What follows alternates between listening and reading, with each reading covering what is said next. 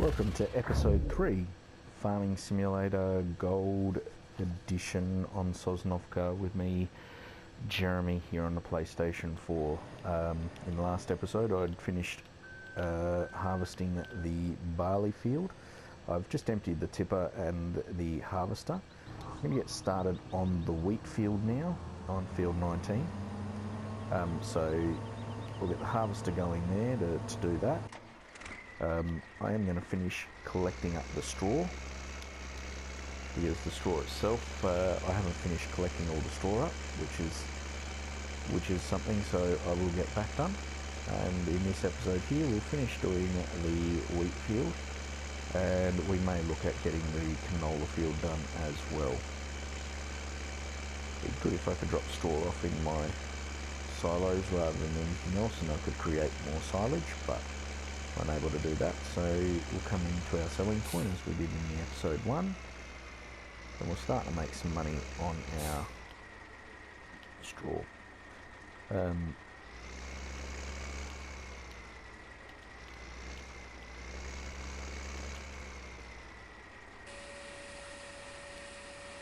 now we'll get ourselves back in the black after being in the red there for a little while. Hopefully we will now be able to afford some of our seed. That's the next thing we will need to do is a bit of seed and things like that.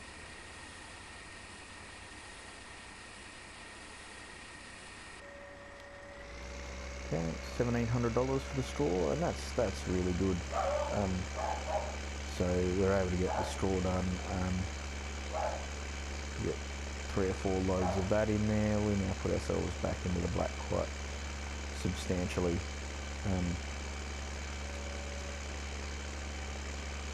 Start at the end and I'll work my way back to where I'd finished.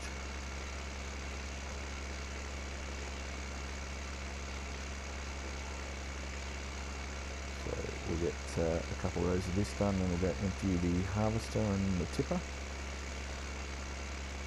So yes, adding just over 15,000 litres of barley to our silos was good.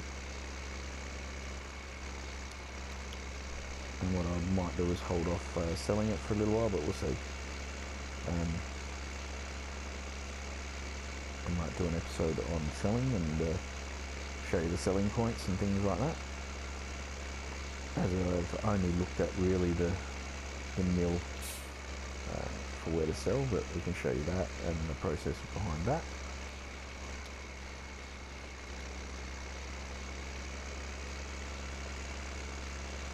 Good, we may end up with close to another full load for my loading wagon.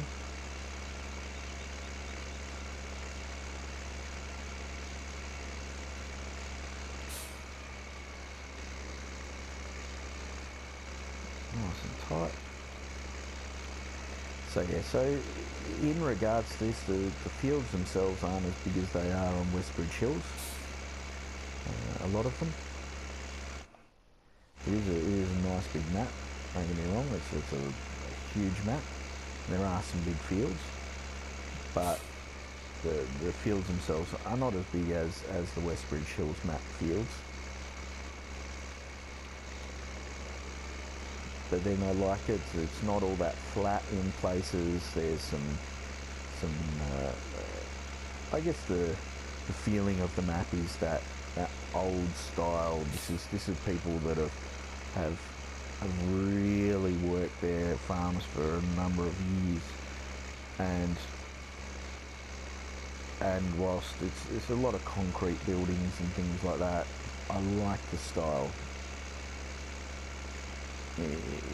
I mean, yeah, it's probably based a little bit around some of those Eastern European sort of farming areas.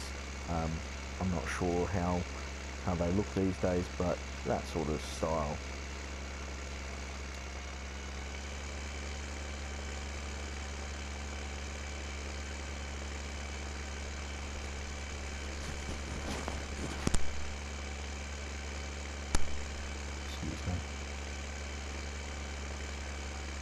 We'll just take it back to our selling point. There's no point in collecting straw on the next field at the moment whilst we're doing this.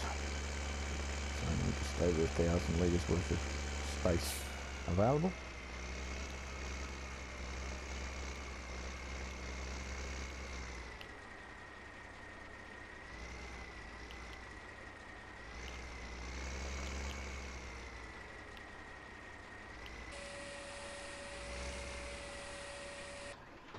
While that's emptying,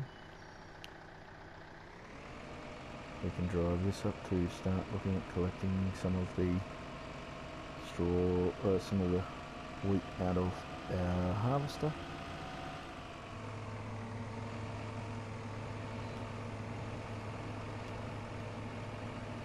And as starting equipment goes, this is quite a good sort of starting equipment.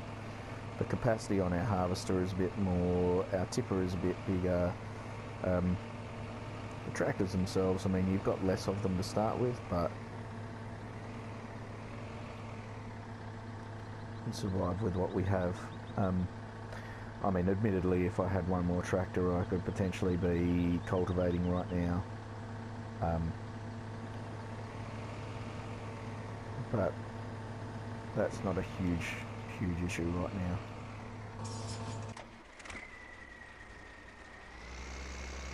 So we just made another lot of money, so we're now right back out where we need to be, starting to make some easy money. And this is money that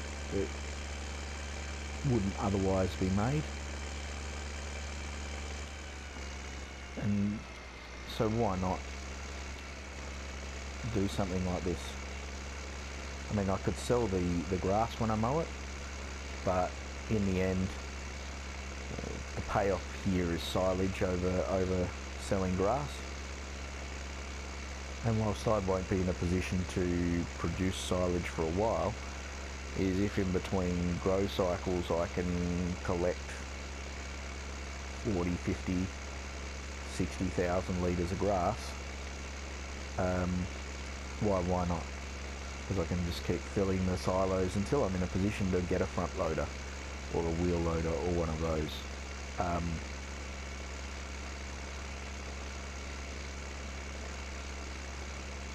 It's just, I guess, maximising the time as we're waiting for things to finish. And yeah, I could do all the manual harvesting, I could do all of the manual cultivating, and you certainly can do that. I find that sometimes I like to do some of the other things as well, and by going this way, instead of baling these up, and which is what we can get into once we've got animals, get the baling going, which we will do. At the moment, I don't have the money for the baling technology. It's just a little bit easier to go this way. I can get myself into a position of affording a bigger tractor or a bigger harvester, even getting into a proper forager to get into corn for silage, where you make your serious money on this game.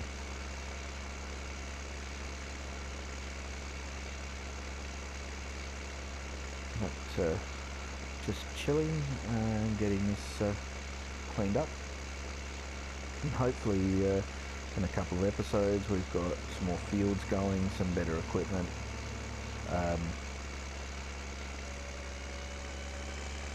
Just finished that off just nicely. So another $1,700 worth of straw. I'll have a quick look at some stats in just a second once we get towards the end of this episode. I may just pull one more in today in regards to, we'll get the canola started as well. Now the canola won't leave me straw, so I don't have to worry about trying to collect that up, so it's a crop that won't leave me with straw.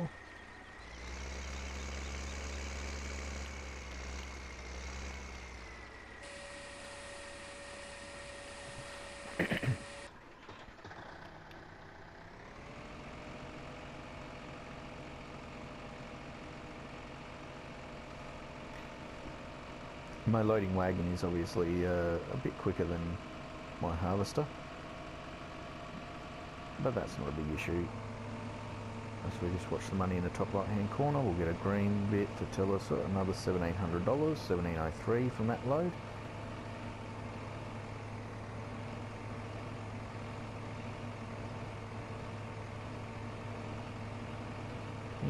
what we're going to do is fill this up, and then we're going to go empty this particular tipper. Just as it's filling, you'll notice we've made in the harvest income just under $5,000 for the day, which is really good.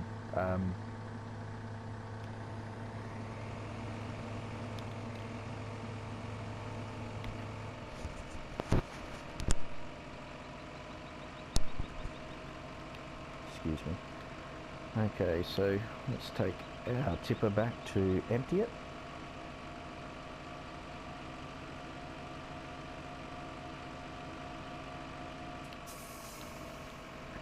Because we're getting to a point where we have a significant amount of grain on hand. Apart from corn, because I've sold the corn obviously to get enough money for my mower.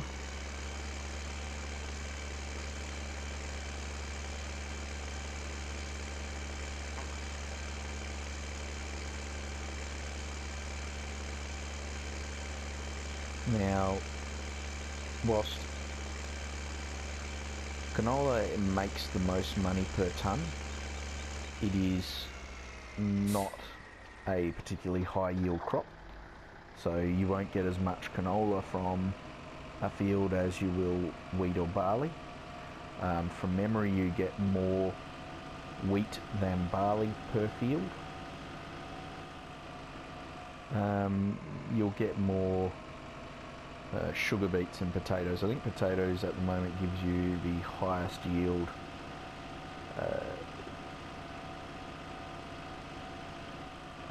per field in regards to weight. So it's one of those things. However, it is very expensive to get into potatoes or beets because you need often you need different seeders, but you also need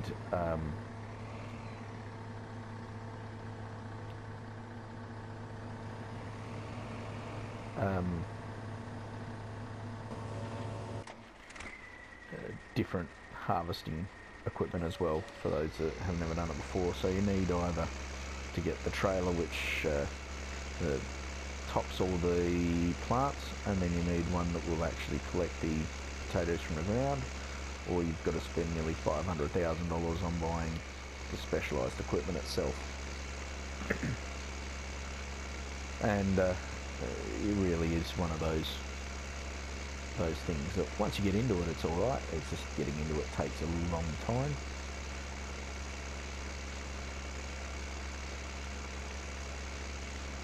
When we're at a point, we'll actually start to get into maybe some cows, maybe some sheep. Chickens themselves, I don't do a lot of chickens.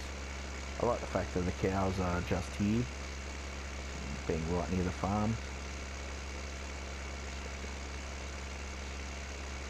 And whilst you've got to get into mixed rations and things like that to make them more productive, it's actually not that bad. So what I'm going to do is we will leave the episode here. I'll finish off this field, I'll get set up, and we'll then harvest our canola field, and we'll see you then. Thank you very much.